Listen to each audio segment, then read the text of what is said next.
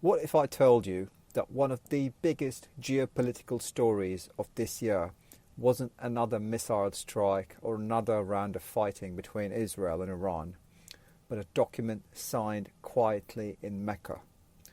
While most of the world's attention has been focused on the wars in Ukraine and the Middle East, Saudi Arabia, Turkey and Pakistan have signed what could become one of the most important strategic agreements in decades.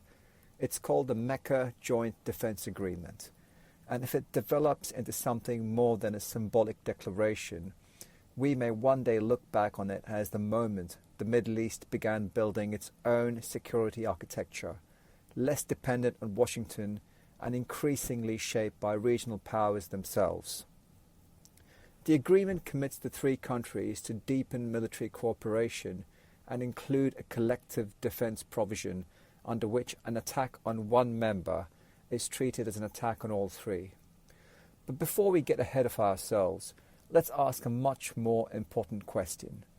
Does this agreement actually matter? Or is it simply another political declaration that will quietly disappear from the headlines within a few months? Today, we're going to break down what the agreement really says, why was it signed now, whether it has any chance of succeeding, and perhaps more importantly, what does this mean for the future of the Middle East and global energy markets? Because this isn't just about Saudi Arabia, it isn't just about Turkey, and it certainly is not about just Pakistan. This is really a story about something much bigger. It's a story about what happens when the world's dominant security guarantor starts stepping back. So for decades, the rules were simple. After World War II, and particularly following the Gulf War in 1991, the security architecture of the Middle East rested on one fundamental assumption. If Saudi Arabia faced an existential threat, the United States would be there. That assumption shaped almost every strategic calculation in the Gulf. It influenced defense spending, oil markets, diplomacy, and perhaps most importantly, it influenced Iran's own calculations, because everyone knew where the red line was. Attack Saudi Arabia, and you were not simply confronting Riyadh, you were confronting Washington. For decades, that deterrent was remarkably effective. It didn't prevent every attack, it didn't stop terrorism, it didn't stop proxy wars, but it made a full-scale attack on Saudi Arabia an extraordinarily risky proposition. But something has changed. Over the past decade, confidence in that security guarantee has gradually weakened. The US has not left the Middle East. It still has military bases across the Gulf. It still deploys naval forces. But the US's strategic priorities have changed. Washington increasingly sees China and not the Middle East as their primary long-term strategic challenge. Successive administrations have tried to reduce the direct military burden on policing this region. That doesn't mean the US has abandoned its allies. But it does mean that regional governments have started asking themselves this very uncomfortable question. What if, next time, America chooses not to intervene? And that's exactly what Saudi Arabia has been doing. So this is the Mecca Pact. Saudi, Turkey and Pakistan signed the Mecca Joint Defense Agreement. On paper, the agreement is relatively straightforward. It commits the three countries to closer military cooperation, greater intelligence sharing, joint military exercises, and expanded collaboration between their defense industries. More significantly, it includes a collective defense clause, stating that an attack against any one member will be treated as an attack on all three. Those are serious commitments, but as we'll see later in this video, signing an agreement and building a genuine military alliance are two very different things. And that's where the real story begins. Because if you look beyond the headlines, this agreement tells us far more about where the Middle East is heading than where it is today. So why did Saudi Arabia choose Turkey and Pakistan? When most people heard about the Mecca Pact, the first question was simple: why Turkey? And perhaps even more surprisingly, why Pakistan? After all, if Saudi Arabia wanted stronger security guarantees, why not deepen its relationship with the world's preeminent superpower, the US? The answer tells us everything about how geopolitics in the Middle East is changing. This is not about replacing America. Let's start by clearing up that misconception. The Mecca Pact doesn't mean Riyadh is abandoning Washington. Far from it. The kingdom continues to rely heavily on American military equipment, intelligence cooperation, strategic support. The US remains its most important security partner. So this agreement isn't about replacing Washington. It's about reducing dependence on any one single partner. Think of it less as switching insurance companies and more as buying additional insurance. Saudis have spent the last decade broadening the relationships, not just defense, but also trade, technology, and diplomacy. We've seen Riyadh strengthening ties with China, deepening economic cooperation with India, maintaining dialogue with Russia through OPEC+, and continue its long-standing security relationship with the US. The Mecca Pact follows the same logic. It's another layer of strategic insurance in an increasingly unpredictable world. So, let's start with this. Why Turkey? Turkey may seem like an unexpected choice. Only a few years ago, relationships between Ankara and Riyadh were at one of their lowest points, particularly after the murder of journalist Jamal Khashoggi in 2018 in Istanbul. But geopolitics has a way of turning rivals into partners. Today, Turkey brings something Saudi Arabia values enormously: military capability. Over this past decade, Turkey has transformed itself into the world's fastest growing defense exporters. Its drone industry has become internationally recognized. Its armed forces have gained extensive experience in Syria, Libya, and the South Caucasus. And its defense industry is increasingly capable of producing advanced systems without relying heavily on Western suppliers. For the Saudis, which is investing billions to build its own domestic defense industry under Vision 2030, that experience is extremely valuable. Turkey doesn't just offer military power, it offers technology, manufacturing expertise, and a partner that understands the strategic realities of the region. And why Pakistan? Pakistan's role is even more interesting. Unlike Turkey, Pakistan isn't a major defense exporter. Its economy faces significant challenges. So why include Islamabad? The answer lies in history. Saudi Arabia and Pakistan have enjoyed close military ties for decades. Pakistani officers have trained Saudi forces. Military cooperation between the two countries is well established. Pakistan fields one of the largest standing armies in the Islamic world, and that matters. Pakistan is also the only Muslim country with nuclear weapons. Now, to be clear, the Mecca Pact says nothing about nuclear cooperation, and there's no evidence that Pakistan's nuclear capability is part of the agreement. But in geopolitics, perceptions matter. For even if nuclear issues are never mentioned, Pakistan's strategic weight inevitably shapes how regional actors assess any defense partnerships involving Islamabad. What's interesting is that each country brings something the others lack.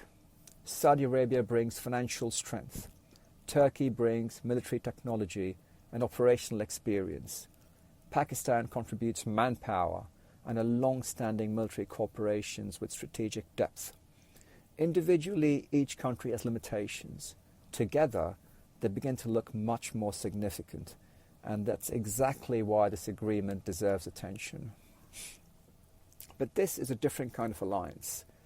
Before we conclude that this is a new region in NATO that's emerged in the Middle East, we need to slow down a bit. Because signing a defense agreement is easy. Making it work is something else entirely.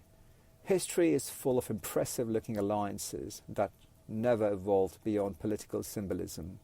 The Gulf Cooperation Council created the Peninsular Shield Force decades ago. I've never even heard of that. Yet, when major regional crises emerged, its ability to respond collectively was limited. The lesson is simple. Shared interests don't automatically translate into shared military action.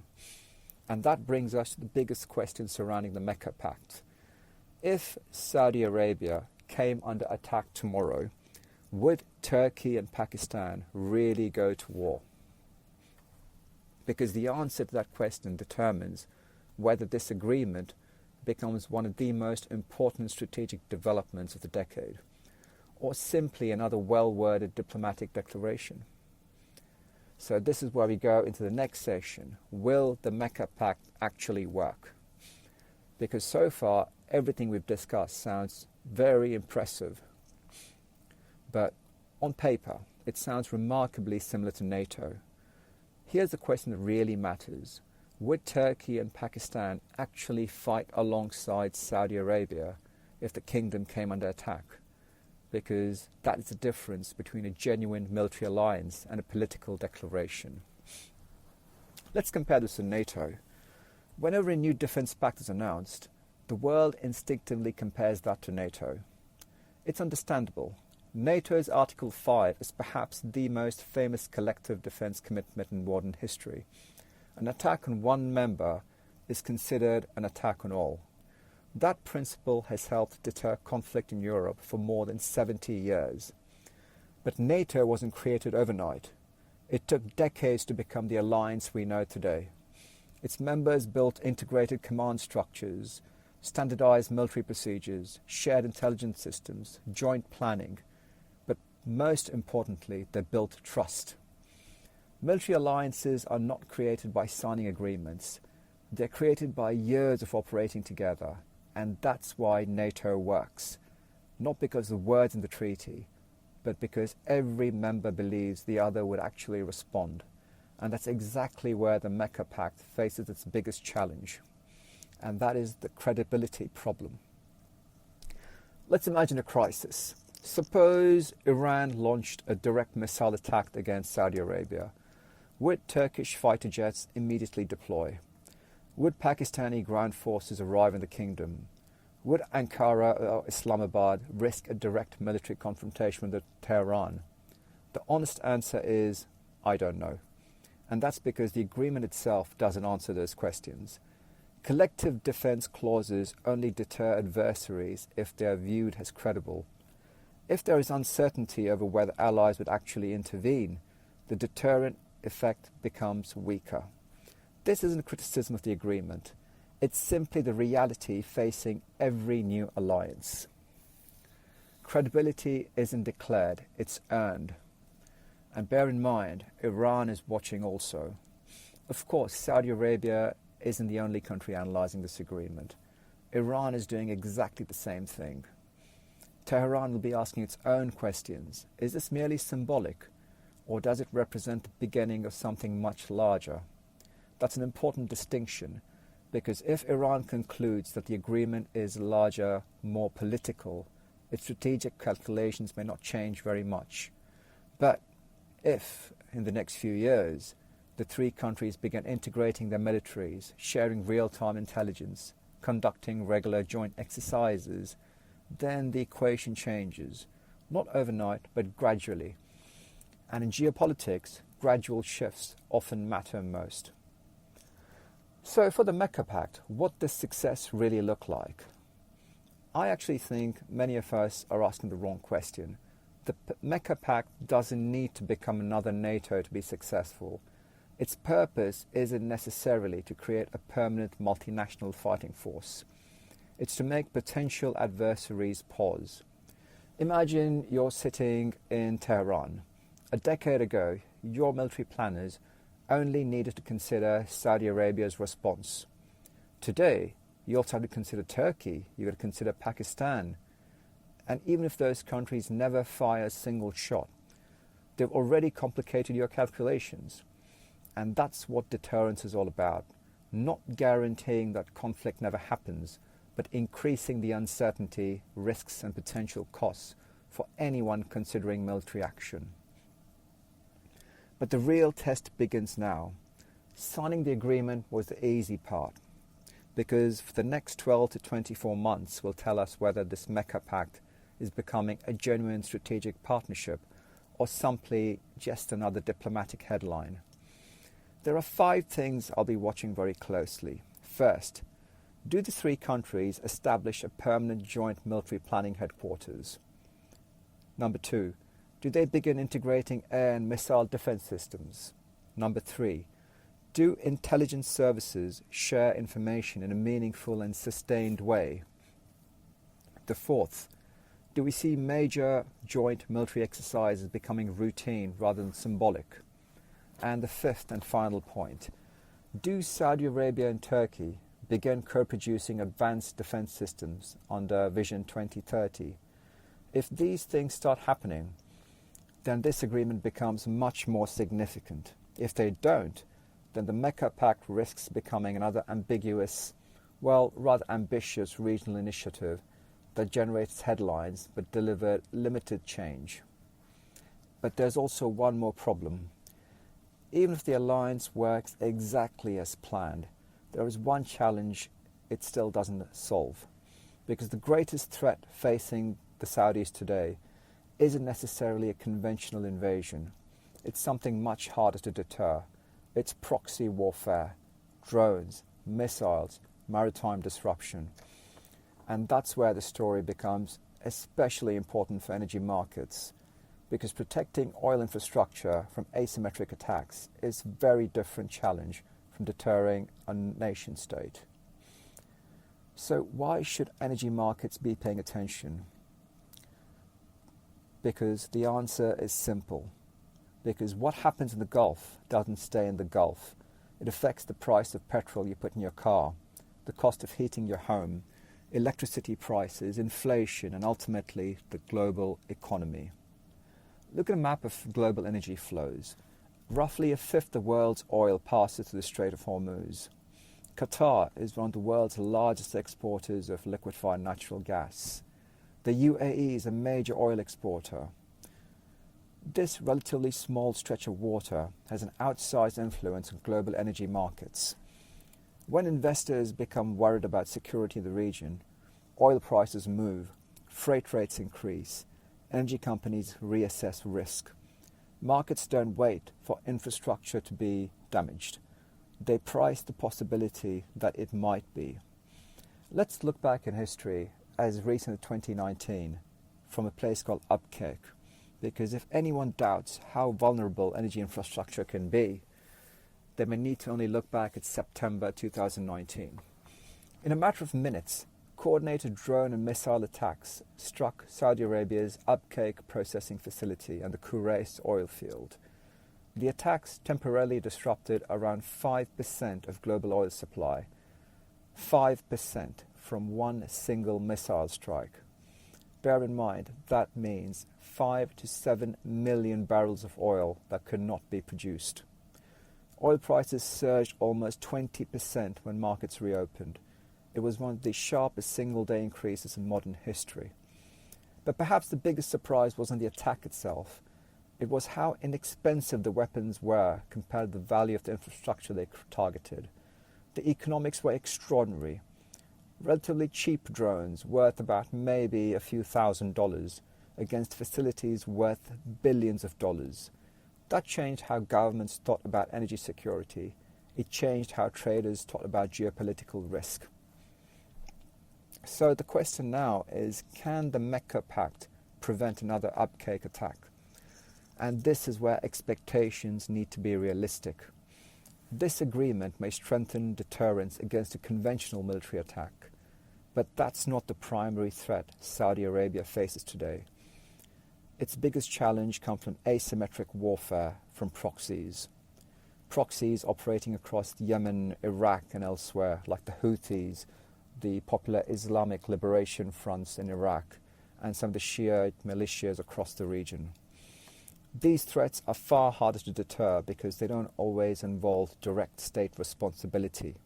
If a drone was launched by a proxy group which strikes an oil facility in Saudi Arabia, who responds? Is it the Saudis, the Turks, the Pakistanis, all three? These are questions the agreement doesn't yet answer, which means the Mecca Pact on its own is unlikely to eliminate geopolitical risk from energy markets. So what could change? This doesn't mean that the agreement has no value. Far from it. If the three countries deepen intelligence sharing, improve defense coordination, and conduct joint planning, then Saudi Arabia's ability to defend critical infrastructure could improve significantly, not because Turkey or Pakistan would necessarily send troops, but because modern defense is increasingly about information. The country that detects a threat first usually has the best chance of stopping it. Remember, one of the biggest misconceptions about financial markets is that they react only after something happens. They don't. Markets price probability. Think about insurance. You don't insure your house because you expect it to burn down tomorrow. You insure it because there is a possibility that it could. Energy markets work in the same way. When geopolitical risk increases, oil prices tend to include a risk premium. When that risk declines, the premium falls. The Mecca Pact doesn't remove geopolitical risk. But if investors begin to believe that Saudi infrastructure is becoming more resilient, even modestly, that could influence how risk is priced over time. So, is the Mecca Pact going to transform energy markets? No, not immediately, but that's also the wrong question. The more important question is, does it represent another step towards a more resilient regional security architecture? Then, if the answer is yes, then over time it could reduce the probability of large-scale disruptions. But if the answer is no, then energy markets will continue pricing Gulf security, much as they do today. And that brings us to the biggest question of all, because this story was never really about Saudi Arabia or Turkey, and definitely not about Pakistan. It's about the future of American power in the Middle East, and whether we're witnessing the birth of an entirely new regional order. Let's step back for a moment. It's about what happens when the international system starts to change. Is this the end of an era? For almost 80 years, the Middle East has largely operated with American-led security framework. Whether countries agreed with American policies or not, everyone understood one thing. The US was the indispensable power after the end of the Cold War. But today, that picture is becoming more complicated. Not because America is disappearing. Far from it. The US remains the world's most capable military power. But its strategic priorities are changing. The US increasingly views China in the Indo-Pacific and not the Middle East as defining geopolitical theater in the 21st century. It doesn't mean that America is leaving, but it does mean regional governments can no longer assume that Washington will respond to every crisis exactly the same way it did about 20 to 30 years ago. And whenever uncertainty grows, countries adapt. And this is the rise of strategic autonomy, which is exactly what we're seeing today. The Saudis are not abandoning the US, nor are they aligning themselves exclusively with China or Russia. Instead, it's doing something much more interesting. They're building options. Think about Riyadh's foreign policy of the last 5 years. It strengthened economic ties with China. It maintained cooperation with Russia. It expanded investments with India. And it continued defense cooperation with the US. And now it has a relationship with Turkey and Pakistan in the Mecca Pact. In reality, they're remarkably consistent. The Saudis are pursuing what many middle powers are now attempting: strategic autonomy, not choosing one camp. But maintaining productive relationships with several is hard work. But that approach gives countries greater flexibility in an increasingly multipolar world. And this isn't happening just in Saudi Arabia. Across the region, governments are becoming more pragmatic. Countries that were once bitter rivals now cooperate with their interests overlap. Former adversaries stock, old alliances evolve, and new partnerships emerge. The Middle East is becoming more fluid, less ideological, more transactional, and the Mecca Pact fits neatly into the broader trend. So, will it work? My answer is yes. The Mecca Pact actually matters, but perhaps not for the reason many people think. Its significance isn't about Saudis, the Turks, or the Pakistanis have suddenly become the Middle East version of NATO. They're not, at least not today. But it hasn't yet demonstrated that its collective defense commitments would hold during a real crisis. So we're expecting this agreement to transform regional security overnight. We'll probably be disappointed. But that's missing the point. History rarely changes overnight. Most geopolitical transformations happen gradually, almost unnoticed, until one day people look back and realize they're watching history unfold in real time. Think about NATO, the creation of the EU or ASEAN. None of them became influential immediately. They evolved step by step, meeting by meeting, agreement by agreement. Perhaps the Mecca Pact will follow the same path. Today, no one knows. But what we do know is this. Saudi Arabia has made a strategic decision. It's no longer relying exclusively on one external security guarantor. Instead, it's building a broad network of regional partnerships. Whether those partnerships ultimately become a durable security architecture remains to be seen, but the direction of travel is unmistakable. So what should we watch for next? If you really want to understand where the story is heading, don't focus on the headlines. Watch for what happens over the next 2 years. Do these 3 countries establish permanent military planning structures? Do intelligence agencies in the countries deepen operational cooperation? Do we see integrated air and missile defense exercises? And perhaps most importantly, how do Iran, Israel, China, the US respond? Because those reactions may ultimately tell us more about the importance of the Mecca Pact than the agreement itself. So to conclude, is Saudi Arabia building a post-American Middle East? Not quite, but it is preparing for a world in which regional powers play a much larger role in shaping their own security. The Mecca Pact may never become a new NATO. It may remain a limited framework for military cooperation, or it may evolve to something much more significant. Today, we simply don't know. But one thing is clear. The Middle East is changing. Old assumptions are being questioned. New partnerships are emerging. And the region is becoming increasingly multipolar. Whether that leads to greater stability or greater competition will be one of the defining geopolitical questions of the next decade. It's a story but we'll be watching very, very closely.